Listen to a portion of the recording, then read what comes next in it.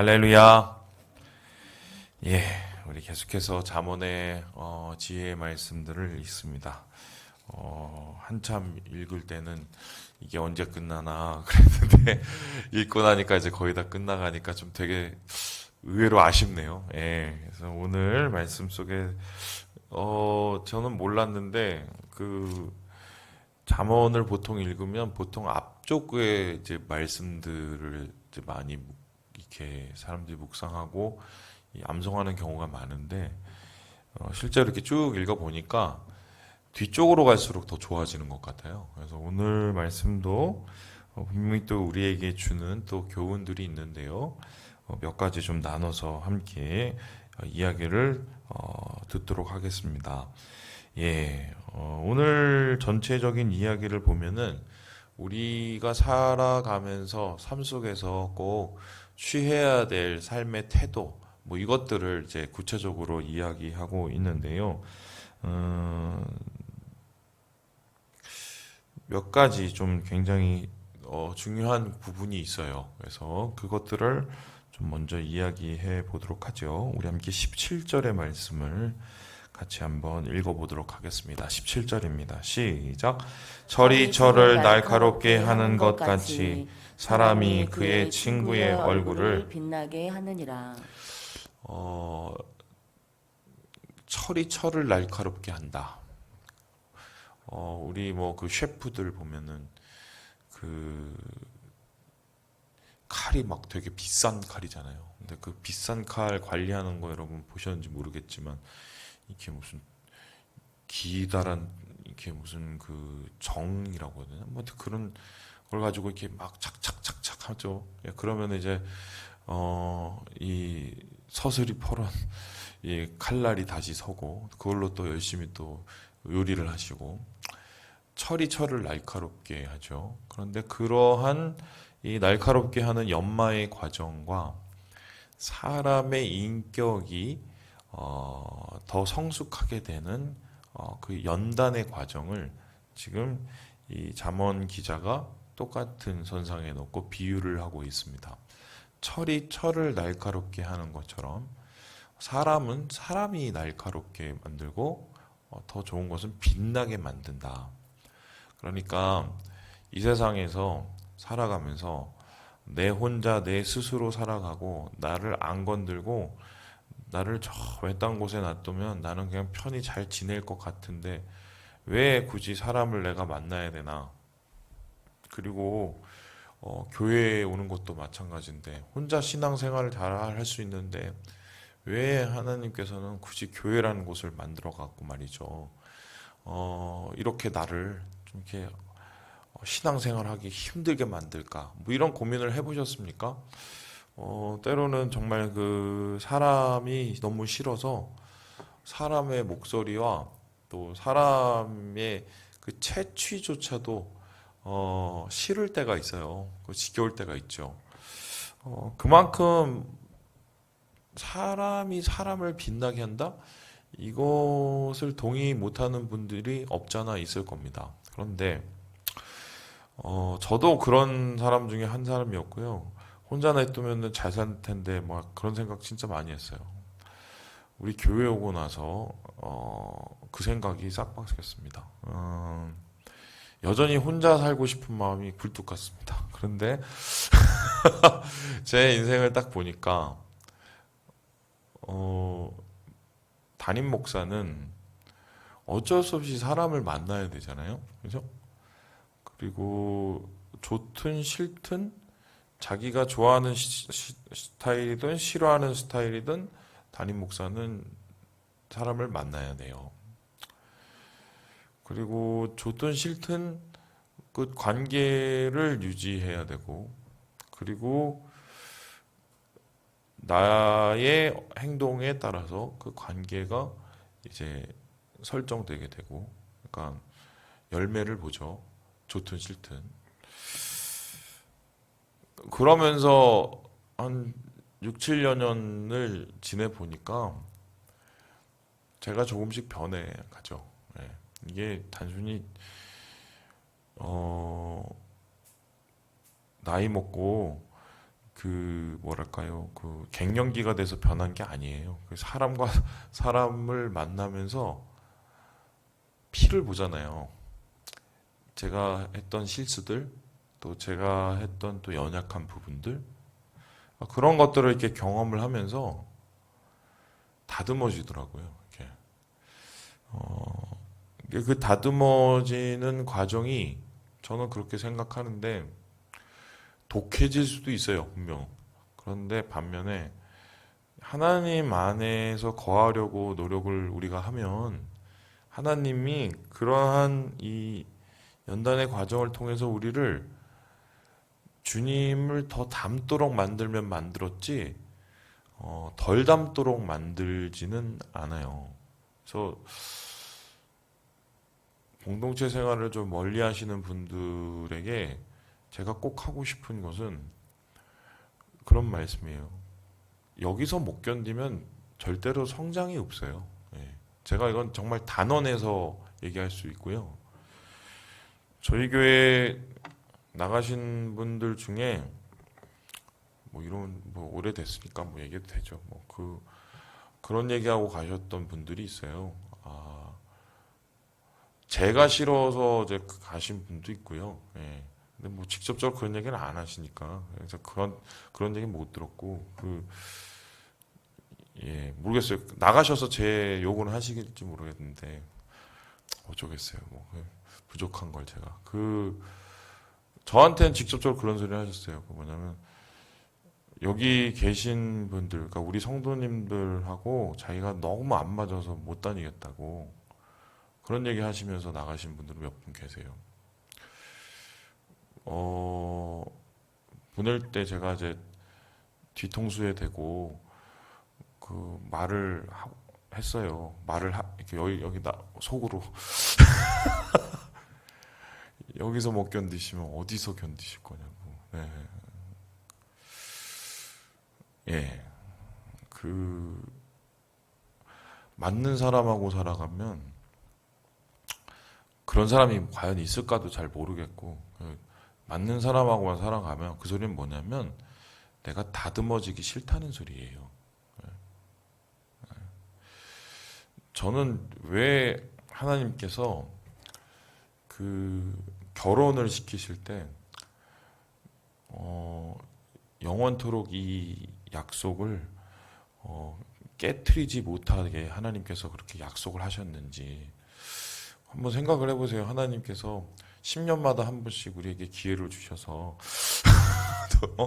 뭐 이분 저분하고 10년마다 한 번씩 갈아타면 이제 5년만 참으면 된다. 이제 3년만 참으면 된다. 2년만 참으면 이러면서 살겠죠. 예. 근데 하나님 그렇게 안 하셨잖아요. 그 이유는 여러분 잘 아시잖아요.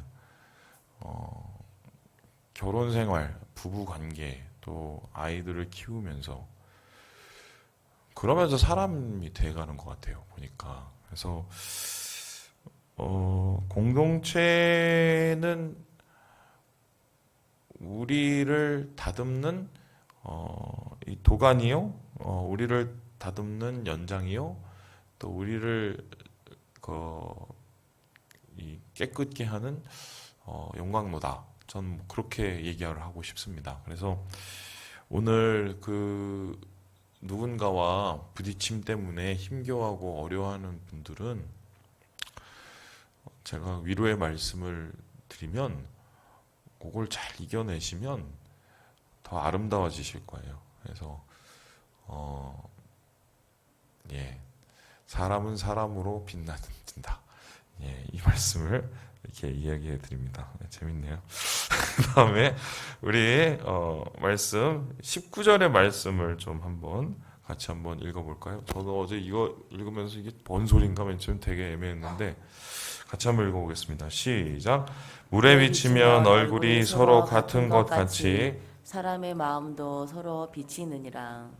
저는 이제 이게 뭔가 맨 처음에는 그 얘기를 이렇게 봤어요. 뭐냐면 사람 얼굴을 자기가 보기가 되게 힘들잖아요. 우리 지금 도시는 뭐 이런저런 뭐 그 볼 수 있는 뭐 것들이 있고 요즘 핸드폰으로 이제 자기 얼굴 이렇게 쳐다보면 되지만 예전에 이런 기기가 없을 땐 자기 얼굴 보기가 제일 어렵더라고요. 그래서 우리 어르신들 그 예전 사람들 얘기를 들어보면 얼굴을 보고 깜짝깜짝 놀랐다고 막 자기 얼굴 보고 이랬다고 얘기 듣는데 그 뭐 아무것도 없을 때는 물을 비춰보고 자기 얼굴을 봤죠. 그래서 사람의 마음도 서로 비친다. 이렇게 얘기해서 아 그러면은 저는 맨 처음에 그걸 어떻게 해석을 했냐면 이분의 얼굴 모습을 보면서 나의 모습을 보는 건가? 뭐 이렇게 그러면서 이분의 모습을 보면서 내가 아 나도 저랬구나 이러면서 성찰을 하면서 객관화를 시키면서 그러면서 내가 이렇게 뭔가 나아지게 되는 건가? 뭐 이렇게 이 말씀을 이렇게 해석을 했거든요. 그런데 원어를 이렇게 어제 그 꺼내서 다 뒤져 보니까 정확한 의미가 좀 애매하긴 한데 그 정확한 뜻은 그거예요. 얼굴은 물에 비치면 나타나고 사람은 사람의 그 됨됨이는 마음으로 다 나타난다. 그러니까 마음이 곧 그 사람이라는 거예요. 전 좀 너무 그걸 이 상대적으로 해석을 했더라고요. 그래서 그 이어지는 그 얘기가 바로 그런 건데요. 20절을 한번 같이 한번 읽어보죠. 시작. 수월과 아바도는 만족함이 없고 사람의 눈도 만족함이 없느니라. 사람의 눈이 만족함이 없는 이유는 무엇입니까? 마음이 만족하지 않기 때문이죠. 그런데 마음이 만족하지 않는 한마디로 굶주려 있는 더를 원하는 그러한 소위 그 가난한 거지와 같은 그런 마음은 뭐와 같냐면은 수월과 아바돈의 눈과 같다고 이야기를 하고 있어요. 수월과 아바돈이라는 것은 혼돈을 뜻하고 죽음을 뜻하는데 한마디로 모든 것을 바라보면서 만족함이 없이 욕심과 탐욕 가운데 마음이 젖어 있으면 그 마음은 이미 지옥과도 같다는 소리죠. 그래서 어디에 있든 뭘 하든 간에 어디서 살든 간에 우리의 마음이 과연 어떤 마음이냐, 우리의 마음 속에 과연 무엇이 있느냐, 그것을 살피는 게 제일 중요하고요. 우리 앞서서 우리 말씀에서도 본 것처럼 우리의 마음을 지켜야 되는 것이 우리의 생명이 이 마음으로부터 흘러나오기 때문이죠. 그래서 우리의 마음에 예수님이 있으면 예수님의 눈과 예수님의 생각으로 우리의 삶이 채워지는 거고 우리의 삶에 다른 마음이 있으면 예를 들어서 내가 1등이 되고자 하는 마음이 있으면 그분은 어딜 가나 경쟁하려고 들 거고요. 또 우리의 마음에 허영심이 있으면 그분은 어디에 가거나 진실하지 못하게 살 수밖에 없다는 거죠. 그래서 진정한 이 싸움은, 인생의 싸움은 돈을 위해서 하는 것도 아니고 또 우리의 가진 성공을 위해서도 하는 게 아니라 마음에서 하는 거예요. 죽을 때까지 할 것 같아요. 제가 볼 땐 이 싸움을 우리의 마음에 사망과 혼돈이 아니라 하나님이 계시도록 하는 것. 바로 이것이 영적인 싸움이요. 우리의 삶을 행복으로 인도하는 싸움일 것이다. 특별히 요즘과 같이 정말 갈 길 몰라 방황하는 인생들이 많은 이때는 마음을 주님 안에서 지켜내는 것만큼 중요한 것은 없다고 저는 생각합니다. 가질 만큼 가지고도 그렇게 쉽게 무너지는 분들을 보면 예를 들어서 뭐 요즘에 연예인들은 뭐 안 되면 다 얘기하면 결론적으로 다 공황장애라고 얘기하잖아요. 요즘 얼마나 좋은 사회인지 몰라요. 뭐 안 되면 무조건 공황장애라고 하면 다 땡이에요. 저도 비슷한 경험이 있어서 이렇게 쉽게 얘기할 수 있어요. 근데 저도 그 호흡 못하고 한번 그랬거든요. 근데 그때 저를 되새겨 보면 왜 그랬는지 이제는 알죠. 왜냐면 잘하고 싶었던 거예요. 되게 더 정확하게 표현하면 남에게 꿀리기가 싫었어요. 그러니까 그런 마음이니까 그런 부담되는 자리가 가면 제 마음이 견디지도 못하는데 몰아붙이니 이게 뭐 심장이 남아나겠어요.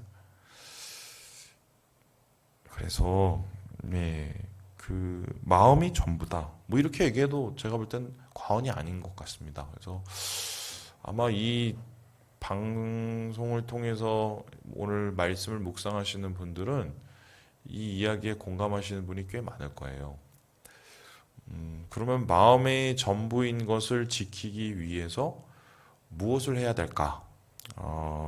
오늘 23절이 그 정답을 우리에게 이야기해 주고 있습니다. 우리 함께 23절의 말씀을 같이 한번 읽어보도록 하겠습니다. 시작. 내 양떼의 형편을 부지런히 살피며 내 소떼에게 마음을 두라. 어, 있는 것부터 잘 알아요. 이거하고 반대의 말을 24절에 이야기하고 있는데 제가 읽어볼까요? 대저 재물은 영원히 잊지 못하나니 면류관이 어찌 대대에 있으랴 이런 거죠. 돈도 있다가 없고 막 이렇게 하는데 영예를 위해서 어떤 사람들의 인정을 위해서 살아가는 인생, 그런 허영된 인생이 과연 이게 영원할 수 있겠느냐 이런 질문을 하는 거죠. 그러니까 삶 속에서 우리가 지금 누리고 있는 것, 우리가 지금 소유하고 있는 것, 또 우리가 지금 품고 있는 것, 거기서부터 잘해야 되죠. 우리의 일상, 또 우리의 가족, 또 우리의 공동체, 또 우리가 살고 있는 오늘. 그러니까 행복과 또 하나님 안에서의 만족은 바로 이러한 우리의 오늘부터 시작이 되어야 된다. 그러면 그 오늘을 어떻게 잘 이어나가야 될까? 25절에 보니까 풀이 밴 후에도 새로 움이 돋는다. 그리고 산에서 꼴을 거둘 것이다. 마음이 자라도록 삶 속에서 뭔가 하나님 안에서의 은혜가 머물고 그 은혜가 자라도록 오늘 하루를 지켜내야 되고 26절에 보니까 어린 양의 털은 내 옷이 되고 염소는 밭을 가는 삽이 된다. 오늘 안에서 내가 성실함으로 뭔가를 하나하나씩 잘 이루어 갈 때 그 성실함의 열매를 하나님께서 주신다고 얘기하시고 27절에 봤더니 염소의 젖은 넉넉하여 너와 내 집에 음식이 되며 내 여종에 먹을 것이 되리라. 이게 뭡니까? 결론적으로 하나님께서 이러한 오늘을 최선을 다해서 살아가는 우리의 모습을 축복해 주셔서 풍요롭게 해 주실 것이다. 멀리 보지 말고 바로 오늘 나의 가족, 나의 공동체 여기에서 우리의 마음을 두고 잘 관리해내야 거기에서 하나님의 기쁨과 행복을 누릴 수밖에 없다. 오늘 본문이 잠언 기자가 이렇게 이야기를 하고 있습니다. 요 말을 요즘에는 그렇게 얘기하죠. 소확행, 그죠? 소확행. 작지만 확실한 행복. 작은 것으로부터 거두는 행복.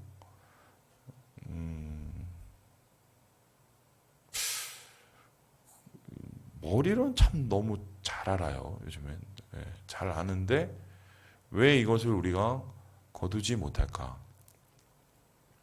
제 인생 돌아봐도 그때 참 감사할 일이 되게 많았었는데 왜 그랬나 모르겠어요. 다른 것에 미쳐서 다른 것에 더 신경을 쓰고 있어서 오늘 누려야 될 감사를 하나님 앞에 올려드리지 못한 게 정말 후회되는 게 많아요. 제 삶을 봐도. 예, 여러분 말씀을 마칩니다.